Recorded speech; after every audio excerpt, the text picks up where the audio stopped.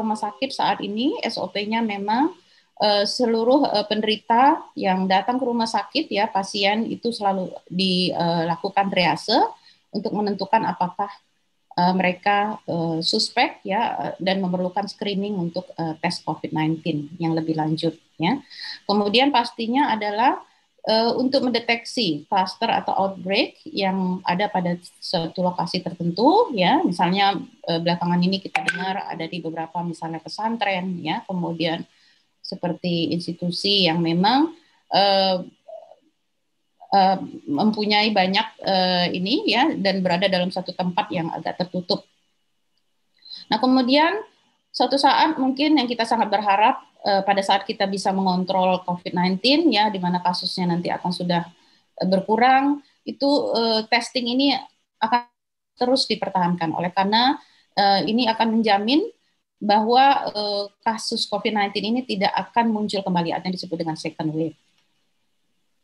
Nah, mungkin yang perlu sama-sama dipahami adalah karena kita sering mendengar di pemberitaan di media ya, beberapa kali kami terutama kebenaran karena saya saat ini ditugaskan untuk mengelola laboratorium biomolekuler yang merupakan salah satu laboratorium jejaring nasional untuk pemeriksa COVID-19, itu kita sering mendapatkan misalnya komplain ya dari beberapa pasien yang kemungkinan misalnya mereka melakukan pemeriksaan ya di laboratorium, kemudian hasilnya positif, kemudian pada saat karena mereka tidak percaya, kemudian mereka pergi ke rumah sakit lain, kemudian ternyata hasilnya negatif ya. Jadi dan serta-merta mereka menyalahkan bahwa hasil di salah satu laboratorium itu tidak valid. Nah, hal ini sebenarnya harus sama-sama kita mungkin mengedukasi masyarakat di sekitar kita bahwa memang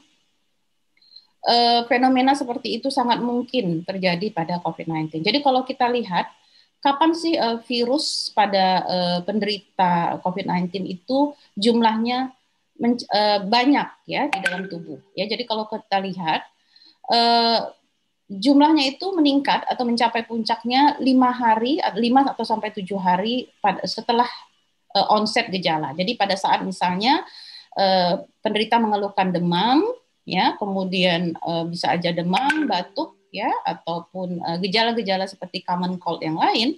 Nah, 5 sampai 7 hari setelah dia mengeluhkan gejala, biasanya itulah puncak dari kadar virus di dalam tubuh. Ya. Nah, oleh karena itu, kalau misalnya ada seseorang yang kebenaran mungkin dia kontak dengan pasien lain yang terkonfirmasi, ya, kemudian langsung melakukan pemeriksaan RT-PCR, padahal posisinya atau fasenya itu masih beberapa hari sebelum onset. Nah itu memang level atau virusnya itu masih berada di bawah deteksi dari real time PCR. Jadi kemungkinan memang masih negatif ya. Jadi memang window dari tes ya atau jumlah virus dalam tubuh ini perlu dipahami pada saat kita menentukan atau menginterpretasikan hasil ya, baik itu hasil real time PCR maupun hasil dari rapid test ya, nanti yang akan saya bahas. Nah, berdasarkan laporan-laporan yang telah dipublikasi bahwa masa inkubasi dari COVID-19 ini rata-rata adalah 6 hari, ya. Jadi dari sejak seseorang terpapar sampai menimbulkan gejala dengan rentang 2 sampai 11 hari. Kemudian juga durasi, ya, jadi durasi simptom. Jadi di sini simptom bukan negativity atau hasil PCR, tapi adalah gejala. Jadi berapa lama biasanya pasien terkonfirmasi itu merasakan gejala, itu lebih kurang 13 hari. Dan pada kasus-kasus yang ringan. Namun pada kasus-kasus yang berat itu bisa ya berkisar antara 16 hari mediannya ya dengan range 10 sampai 20 hari. Nah, kalau kita lihat ada beberapa kelompok atau golongan dari tes untuk COVID-19 ya.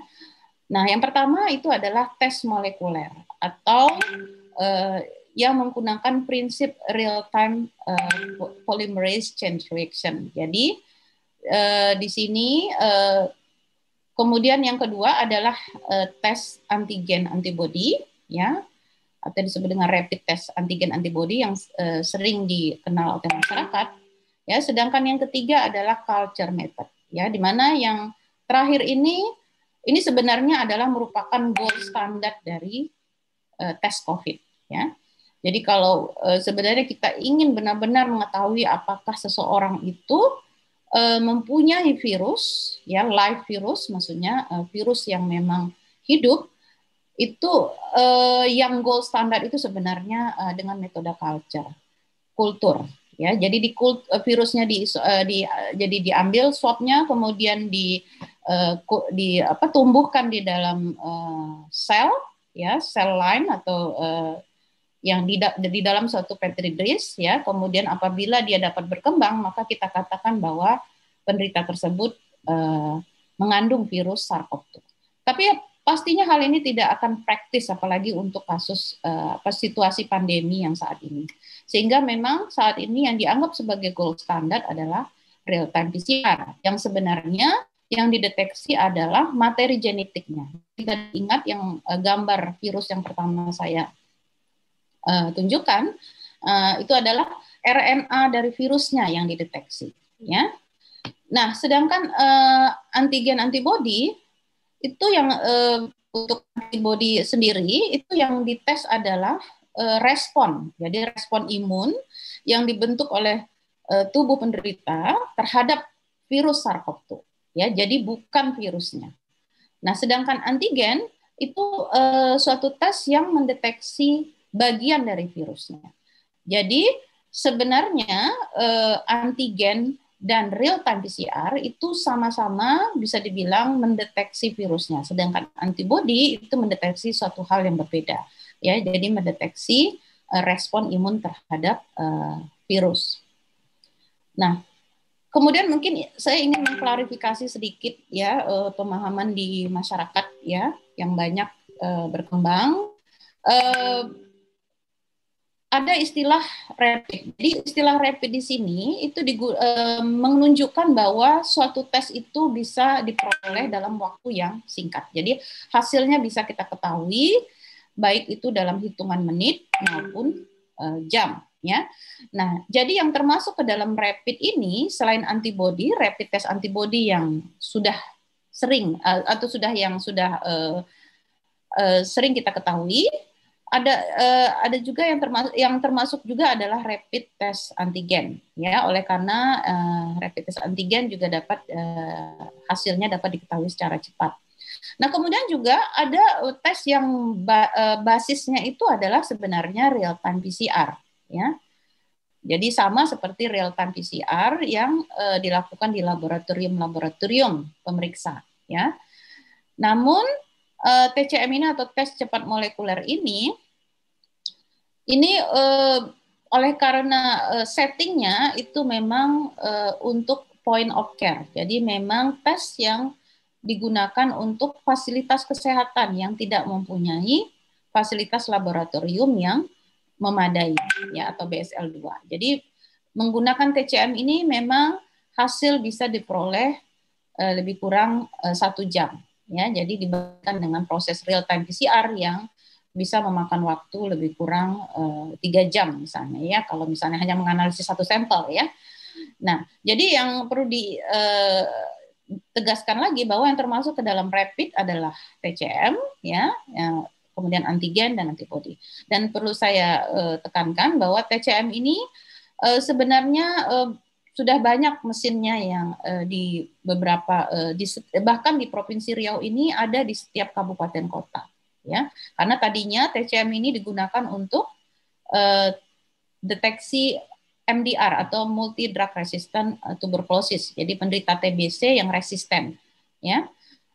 Nah, kemudian manufacturer-nya mengembangkan untuk cartridge untuk tes COVID-19.